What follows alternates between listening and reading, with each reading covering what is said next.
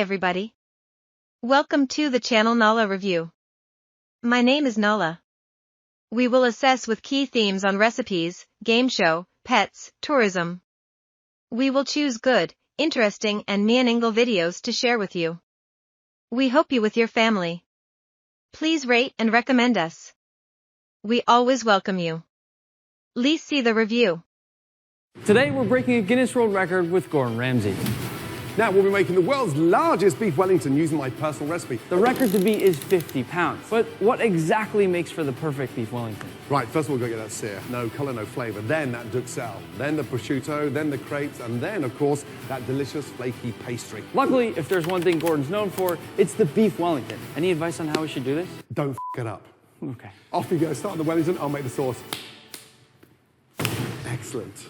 The real challenge today, aside from the fact that Gordon is counting on me to turn this pile of ingredients into the perfect beef Wellington, is time. Because this is our biggest cooking challenge ever, I've called in some backup to help me out. Some of the biggest names in food. I call them the Steak Avengers. Oh, looks like Gordon's already texting me. Guys, come on in. I think we got ourselves a message. Hey guys, it's me. Listen, sauce is coming along fine. Please make sure when you put that Wellington together, it is absolutely precision and immaculate. I can't wait to see it. Hurry up, Nick. Let's go. Max, Gooey, you guys got the meat. You're going to handle the duxelle and the crepes, and I'll take the prosciutto. 3, 2, 1, beef. One of the most important parts of a beef Wellington is the prosciutto. I'll be using this giant and very dangerous deli slicer to get the best slices of prosciutto I can possibly get. This prosciutto was shipped all the way from Spain and is some of the best in the world. I need to take off one corner of the prosciutto, and now we're ready to slice. For carving our prosciutto, I first need to set this at the proper number, which will adjust the thickness. I'll place my prosciutto into the machine, clamp this down to secure it, and it's time to slice. Now the goal is to get even and consistent slices of prosciutto. These will eventually be used to wrap around the meat that Max and Guga are working on right now. This prosciutto looks incredible. It's ready to go. All right, Max, first thing we gotta do is remove this fan. Let's do it. We're gonna be completely fusing this thing together with meat glue. If there's any silver skin, it's not gonna stick together. More fat, more better, but not today. The reason I gave you guys both the beef to work on is because I myself do not want to work with meat glue. So you're making us do the dirty work for you, huh, Nick? We like it. A duxelle is a traditional mixture of mushrooms, shallots, garlic, and thyme. We'll be using a mixture of mushrooms, starting with these white button mushrooms, shiitake mushrooms for that nice umami flavor, some golden oyster mushrooms, and finally some king oyster mushrooms. Now it's time to chop.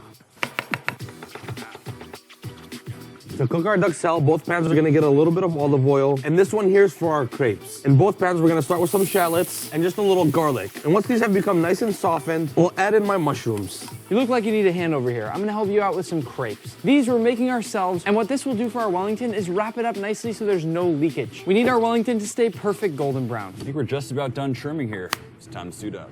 Let's do it. Meat glue is extremely dangerous. It's an enzyme that completely glues proteins together. I get scared every single time I have to use it. If you breathe it in, it can literally make your lungs stick together. Hence the gas masks. When dusting on this meat glue, we need to make sure that everything is spread nicely and evenly. If we don't fully coat every part of this meat, the Wellington will look terrible when we eventually cut it open. To hold it together while it sets on the fridge, we'll tie it all up with butcher string. And now that none of the meat glue is exposed, we should be safe to take off our masks. Beautiful. We need to wrap it up because when we're cooking it sous vide, we don't want any water to go inside of the meat. Gooey, that's a big piece of meat. Sure you can handle that? You know, they always say my meat is big, and here's why. To finish off our duxelle, we're gonna season this up with a little bit of thyme, a generous amount of salt, and finally finish with some pepper. When it's nice and cooked through, add it to the rest of your mixture. Now that we've got everything prepped out, it's time to start cooking. And this here is gonna be our giant sous vide bath. We'll fill it to the top with water and then set the circulators to 130 degrees Fahrenheit. Once our water has come to temp, we can finally take our giant log of meat and place it right into our sous vide bath, which hopefully will cook our meat to a perfect medium rare. This is now going to cook overnight for about 10 hours, and we'll be back in the morning to check on it, but we better hope this works because we're not going to have much time left to finish after we come back. It's currently just before 5 in the morning, and we are going to check on our Wellington. I've been freaking out. I've been nervous about this the whole time, and I didn't want to wake the Steak Avengers because I felt kind of bad, so I woke up Manny to come with me. This has been going all night. Hold on. What's wrong? Manny, they're off. What do you mean? The things are off. The water's cold. Oh, it's not even room temp. Nick.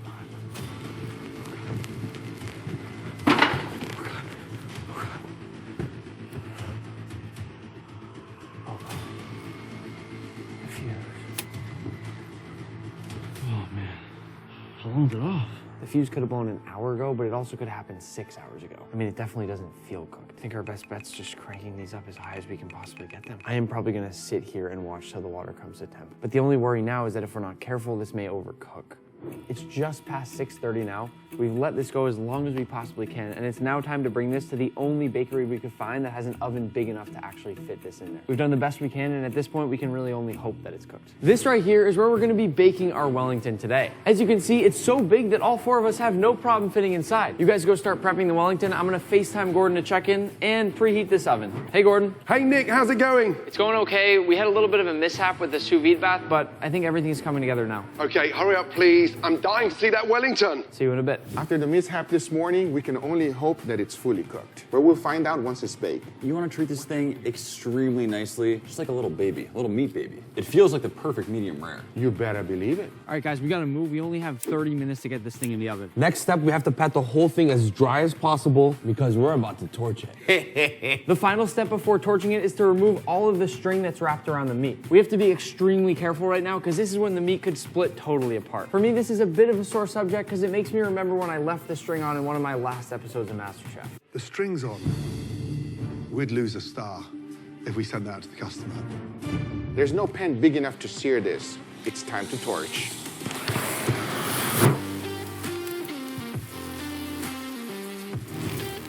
Now that it's gotten a beautiful golden brown color, it's time for the mustard. And this is the traditional way to do it for Wellington. Directly after searing, we add a nice thin layer of mustard. While those guys finish painting that in mustard, we're gonna go ahead and start rolling out our puff pastry for the outside of our Wellington. Once this has all been laid out and fused together, we're gonna add some parchment on the top. And I'm gonna roll everything together to fuse all the edges. What we're trying to do is make one giant puff pastry sheet big enough to wrap around our whole Wellington. Next step, we're gonna lay out our crepes on top of our puff pastry. This is gonna help trap in that moisture and prevent a soggy bottom. There is absolutely no way we're serving Gordon a Wellington with a soggy crust. Guga, start laying out the prosciutto.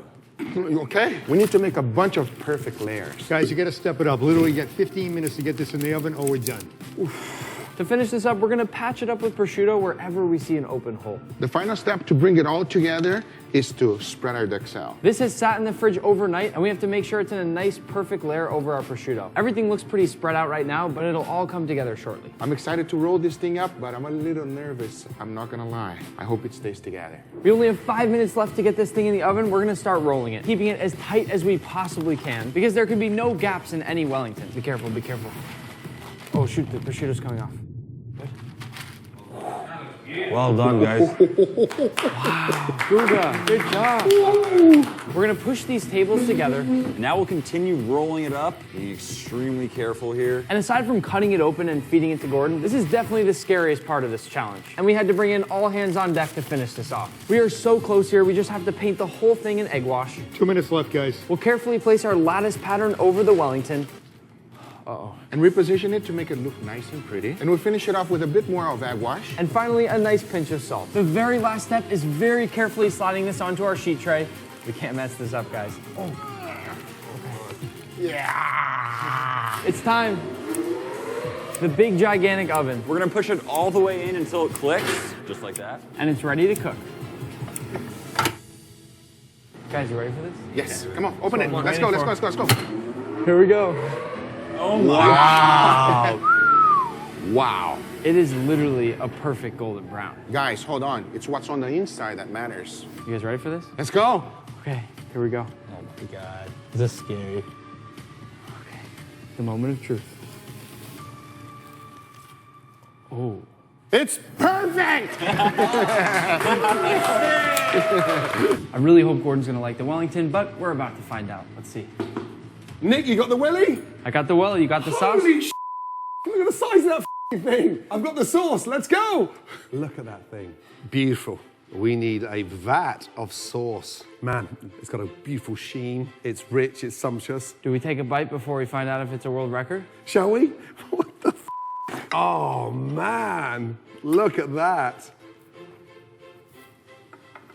Mmm. That is f***ing delicious. That's good. The only thing remaining is finding out if this is truly the largest beef Wellington in the entire world. I'll f***ing kill him if it's not. Gordon, pleasure. Nick, this was an official Guinness World Records attempt for the largest beef Wellington. Now, the record to beat was 20 kilograms. I've confirmed the official measurement, and I can officially say that you achieved 25.76 kilograms. Congratulations, you're officially amazing. Yeah, yes! Yes! I love you, yes! Amazing. Thank you all so much again for 10 million subscribers. Gordon, any last words? Yeah, don't subscribe to his, subscribe to mine. We got 20 million, 20 million! Hurry up, Nick, catch up! The program ends. Hope you are satisfied with today's video review. We wish you always healthy and happy. We welcome you always. Goodbye and see you again.